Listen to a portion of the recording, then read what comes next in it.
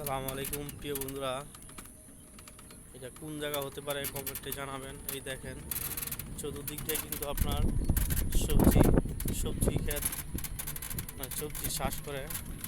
এটা কোন জায়গায় হতে পারে বলে যাবেন। রাস্তাটি খুব সুন্দর মাশাআল্লাহ, দেখেন।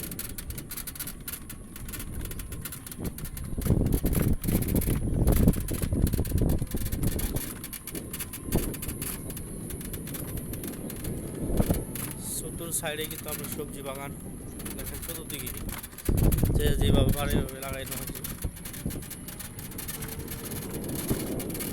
কি হতে পারে, কোন জায়গায় হতে পারে আপনারা বলে যাবেন।